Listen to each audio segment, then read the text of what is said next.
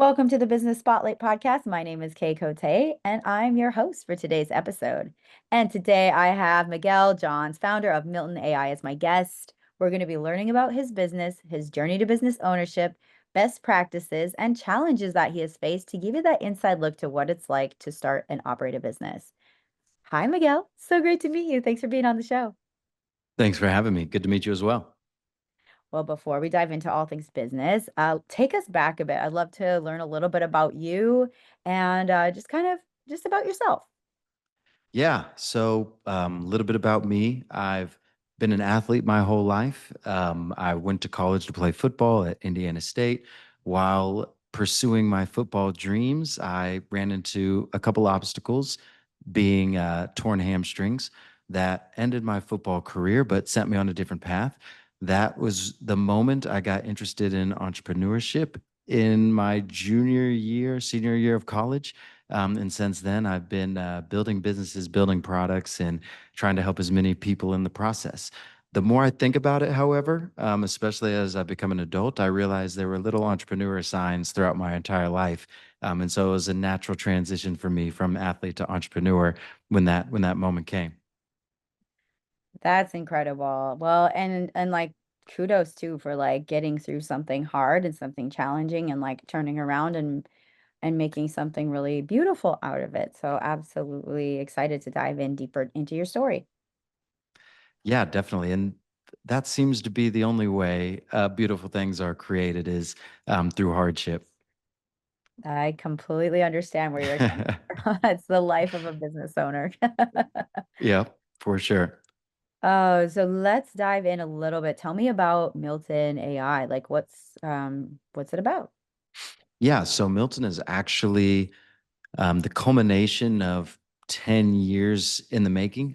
When I was in college, I mentioned that's when I began my entrepreneurship journey. I was doing a lot of online coaching, digital coaching. There were a couple things that were happening at the time. Healthcare was going through this almost like a transition phase into new digital forms of care.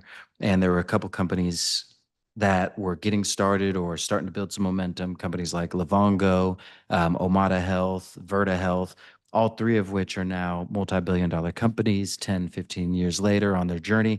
But they were really starting to gain some traction. And there was this big call to action around the healthcare space to make change because people were gaining weight, being diagnosed with diabetes, taking more medications, and feeling worse. So these two things were happening.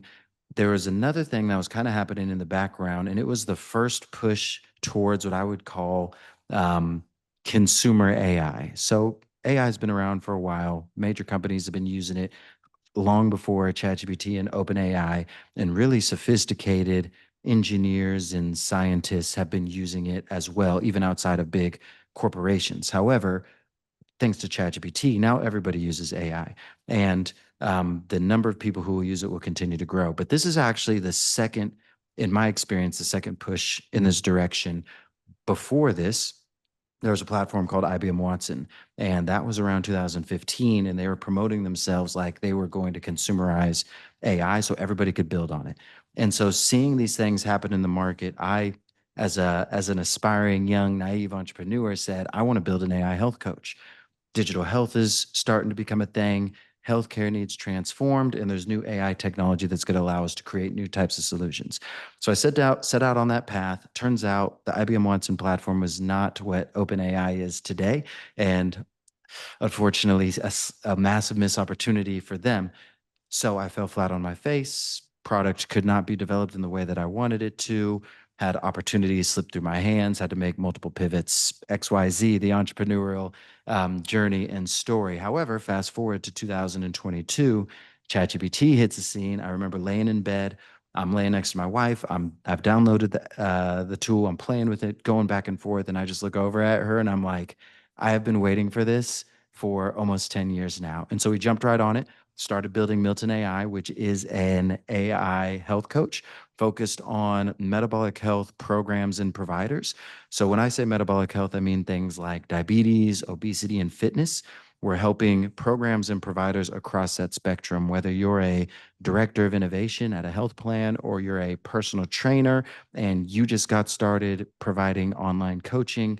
we've got the platform that allows you to design your own personal AI assistant coach. Wow, that's incredible. Like, what a cool venture. And like for you, your wife to get on board too. That is even, I just love hearing that. I love a love story that also is like an entrepreneurial journey. That's kind of awesome. Yeah, well, I will be the first to tell you one, my wife has been the number one person to just get real life feedback from because she keeps it real with me like nobody else will. There's most people are afraid to hurt other people's feelings when they get told a bad idea. They'll be like, "Oh yeah," they'll just encourage you. My wife will not do that. She'll let me know what's good, what's bad, which is very, very helpful. But she'll probably also tell you that in some other universe, she just wishes I went and got a corporate job because it'd have been a lot less stressful. Oh, the story of a business owner, entrepreneur. Yeah. Well, this is really cool. So now what was the year that you founded Milton AI? Yeah. So to be clear, our company is actually called Moment, MMNT. Our product's called Milton. Okay. Milton is about 2.5 years old. Moment, the company is about 3.5 years old.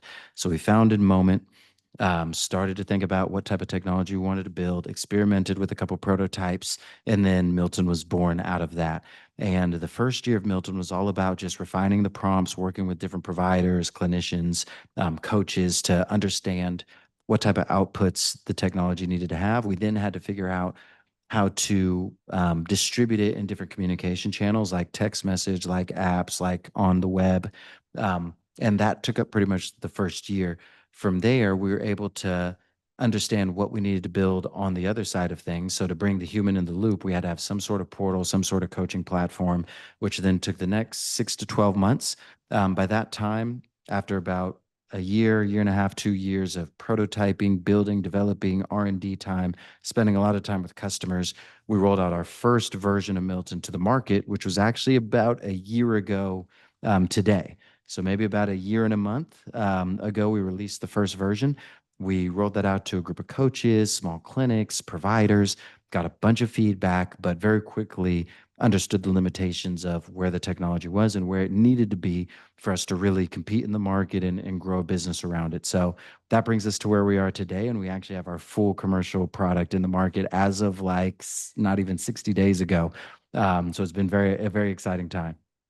Oh, it's kind of a cool full circle moment then, this recording too. So that's I like Yes. that. I like that. Yep.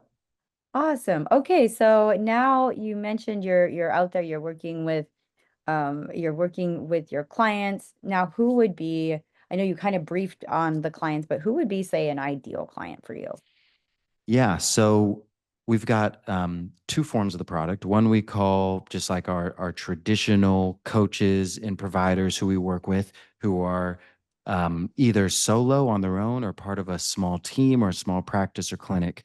Small gym as well would fit into this category. And they really are all coaches, but some are on the healthcare side, some are on the fitness side.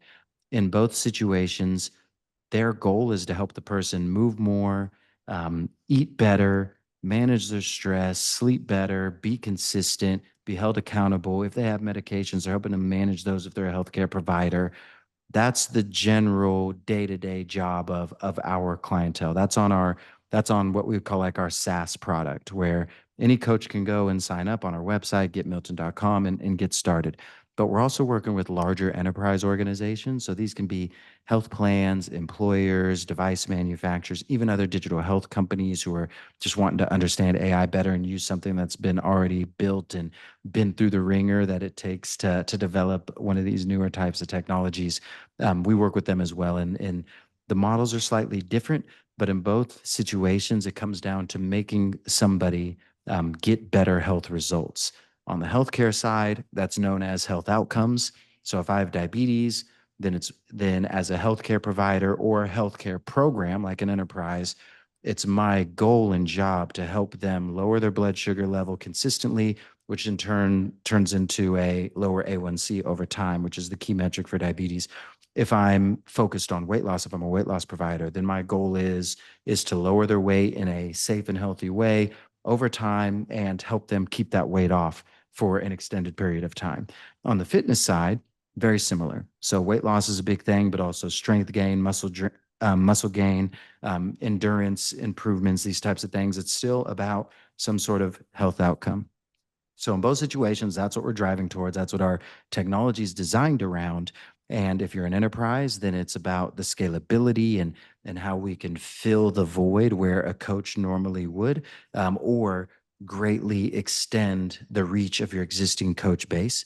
And then if you're an individual coach, individual provider, small clinic, then it's still about the scalability, but it's more about engaging with your clients in those hours outside of the one-on-ones that you have with them. So if I see a client for an hour, maybe once every week or once every 2 weeks, or in some cases once every month, then the time in between is where the client is really living their life and where our technology can step in and assist that coach, and enhance that relationship and that connection between them and the client rather than fully replace it.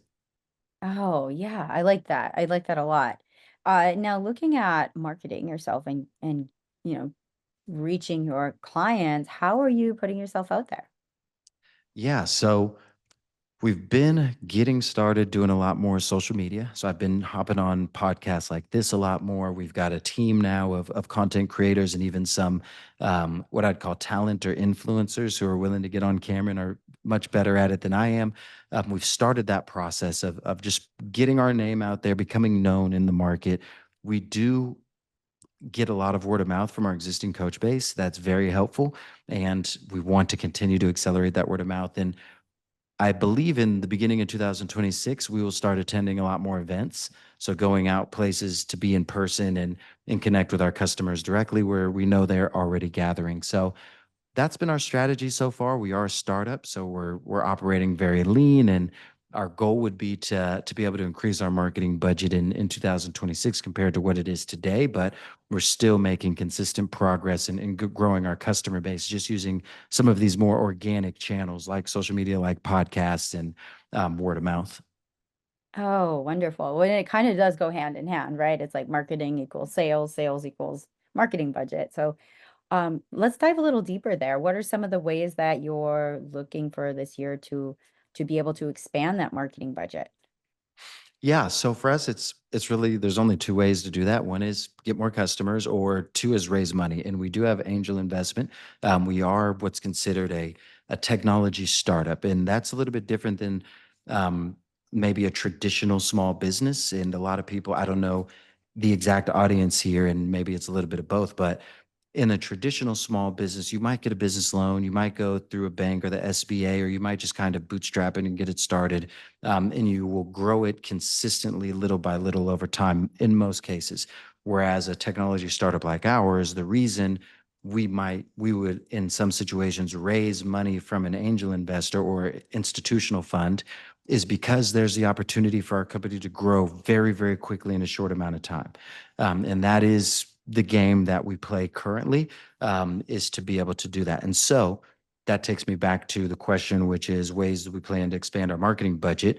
We're going to sell and we're going to execute like a traditional business would, which is get more customers every week than you had last week and do that little by little, hitting a base hit, hopefully every single day. And if not every day, every week. And over time, that compounds and turns into business growth. At the same time, we do raise money from investors who would like to pour gas on that fire and accelerate it, make it go faster. So if we can project we'll do $5 million in the next whatever months, an investor might come in, or maybe year plus, an investor might come in and say, well, let's try to do that in 3 months, and I'll give you the funds to be able to do that. So that's the what makes a startup, quote unquote, a little bit different than just a traditional small business and how they think about growing it. Oh, I'm curious. I want to dive into like what are some of the systems that you're using right now to like find investors? Is there a like you reach out to 100 people, get certain amount through? Like how do you set that up? Yeah. So for me, I found success really in two ways. One is local community networking. So getting out into the community, going to meet people, seeing people in person, telling your story, being involved in the community activities, being able to pitch at a local event. That's been huge for me. And that's actually I've had one major angel investor over almost 8 years now, and I met him through this process of getting out into the community and pitching over and over again and just being vulnerable and putting yourself out there. Like that for me changed my life. Now that I've built a startup, we have a product, we're gaining real market traction and getting the attention of organizations from all around the country.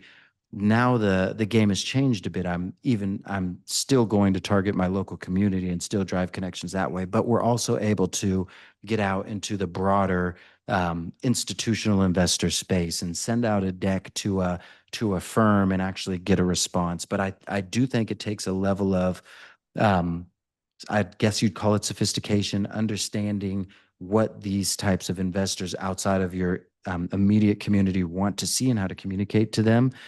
That takes a experience and learning or a great mentor who's going to help you through it and accelerate your process. That's a whole different ball game than being in the community, meeting people face to face, sharing your story, being vulnerable. And it's two different dynamics. So the local investor, they want to see their community grow. They want to give people in their community new opportunities. So they have different motivations than an institutional investor in San Francisco or Boston or Austin. They're looking for a return on their investment in a way that can support the rest of their fund. So it's just different dynamics and understanding that and how to communicate with each. For anybody who's just getting started, I highly recommend just going out in your local community, meeting people, networking, rubbing shoulders and elbows with folks and building up face time. That's going to be the number one thing you can do if you want to meet some investors who are willing to take a chance on you if it's your first time. Oh, that is the golden nugget of this conversation. I completely agree. Like, I think the more face-to-face time we can do now, especially in this day where there's so much out there online, that it's just so helpful to just meet people and share your story, and they see your heart, they see what you're building. Can shake your hand. It's Yep. there's something magical about that for sure. Yes, yep, I agree. I think in real life events and community happenings like that are going to be just they're just going to become more and more valuable to people as more and more AI stuff continues to pop up. Oh, 100%. Well, I'd love to dive into, because as we know, as business owners, as entrepreneurs, that it can be a lonely headspace and challenges come and go. So I like to ask business owners, like, what is something you're challenged with right now, and how are you working through it? Yeah, entrepreneurship seems to be a constant ongoing challenge. Right now, our biggest challenge at our company is there's always a resource challenge, right? There's opportunities to grow that you can't take advantage of because of a resource restriction. The other challenge we have is because we're building with AI technology in the way that we are, there's no roadmap. And so when we run into a technical difficulty or obstacle or hang up, and we have a lack of resources, enough to get the job done, but not enough to just like bowl it over like maybe a multi-billion-dollar company would, those challenges can be frustrating because you can see the solution and the answer, but you can't rush it. It takes time, it takes iterations and testing and fixing things, and there's only so many hours in the day.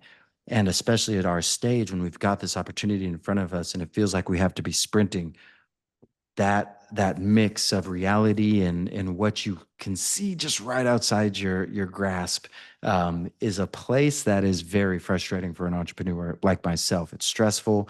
You wish you could will it into existence and force it to go faster when you just can't. And so the hardest challenge for me as a leader of this startup is to be able to step back and do what I can do without being so focused on making things out of my control move quicker.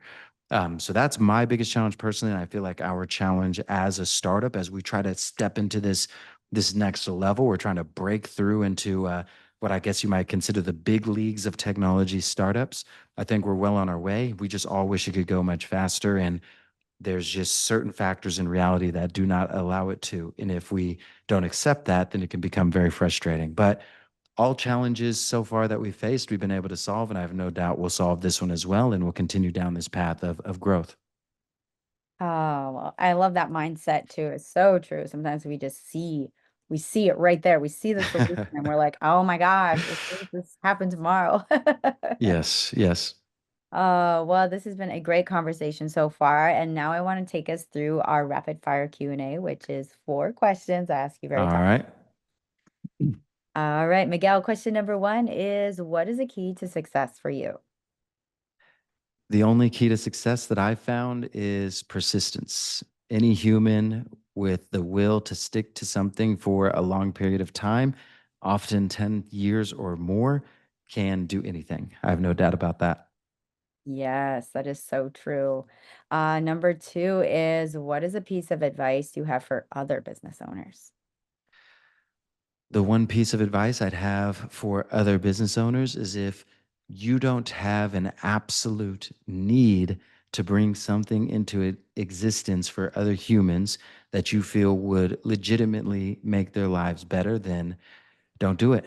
It's a very difficult path. It's very lonely. It's very stressful. And there's got to be something driving you that goes beyond just money. That is very true. There's got to be something in there, like the heart has to be something to grab onto for sure. Yep.